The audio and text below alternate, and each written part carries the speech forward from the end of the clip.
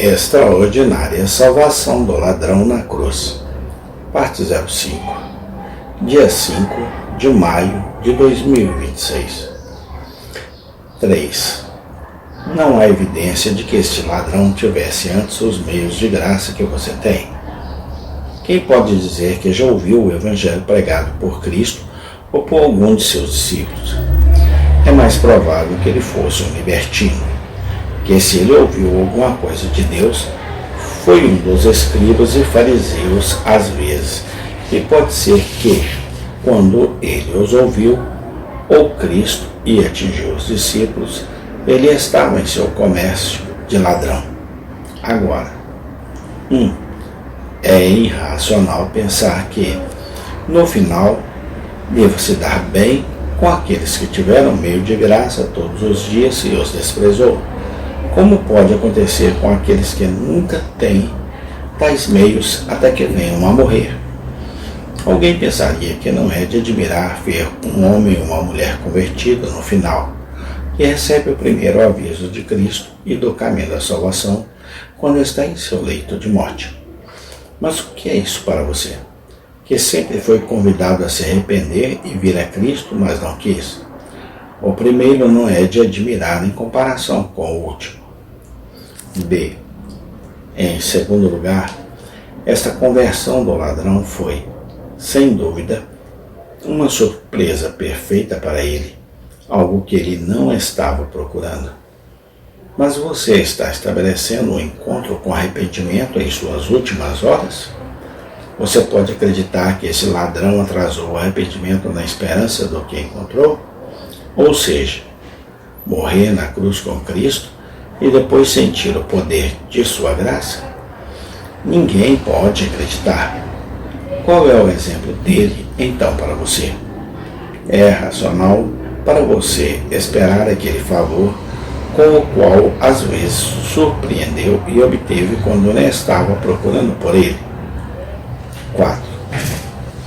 Este ladrão foi convertido quando, pela mão da justiça pública, ele deveria morrer.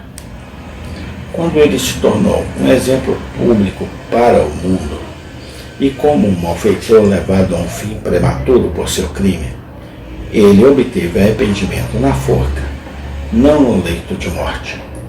Ele foi cortado talvez no meio de seus dias. Pelo menos ele morreu não pelo curso da natureza, nem por qualquer doença, mas foi executado por suas más ações, e é observável que o outro caso que mais se parece com isso na Bíblia era do mesmo tipo, ou seja, o de Acã. Agora, é evidente que os homens perversos que estão correndo em tais cursos que os levarão a uma morte prematura pelas leis da terra, como ladrões, assassinos e etc. Arrependimento até que eles cheguem ao cadafalso do que vocês que estão procurando um leito de morte e atrasam o arrependimento até chegarem lá, pois o caso deles é mais parecido com este do que o seu. Mas eles não são muito tolos se o fizerem, mesmo aos seus olhos. Sem dúvida são. E você também é aos olhos dos outros cujos olhos Deus abriu. B. Se compararmos o caso deste ladrão condenado à morte por seus crimes e de outros malfeitores morrendo assim, com o caso de homens que viveram impenitentemente morrendo em suas camas, embora a graça seja igualmente gratuita para ambos, ainda assim, humanamente falando, há mais esperança de arrependimento do primeiro do que do segundo. E isso eu digo com base nesses 3 fundamentos. 1.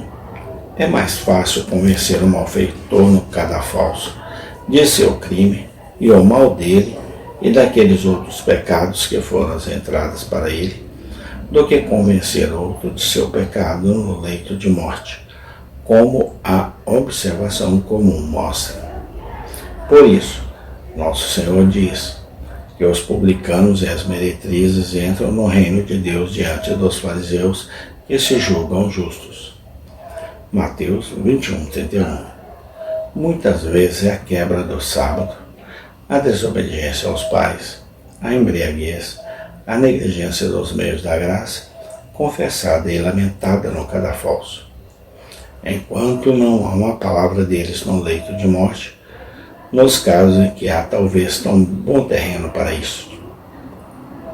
Quando a corrupção da natureza interrompe algum crime atroz que leva uma pessoa a um fim prematuro, há mais acesso para convencê-lo disso do que outros que têm a mesma praga em si, mas não apareceu assim. 2. A visão que o ladrão teve da eternidade na cruz é que outros malfeitores têm neste caso. É mais certa do que os pecadores impenitentes geralmente têm no leito de morte. Um vê que deve morrer sem talvez.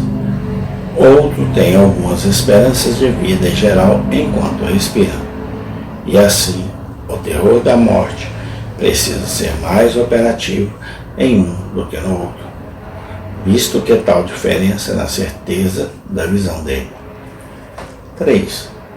Se excluirmos o momento em que ambos estão realmente lutando com a morte, um com uma morte violenta, outro com uma morte natural, os primeiros têm menos impedimentos do corpo para se preparar para a morte do que os segundos, visto que um é atormentado por doenças e indisposições corporais, outro geralmente não é. 5. A conversão do ladrão na cruz foi uma manifestação extraordinária do poder de Nosso Senhor, feitas por razões especiais. E, portanto, embora mostre o que o Senhor pode fazer, não mostra o que normalmente Ele fará. Considere aqui para evidenciar isso, aquilo. Amém. Tem condição, tem continuação. Deus seja louvado hoje e sempre eternamente. Amém e amém.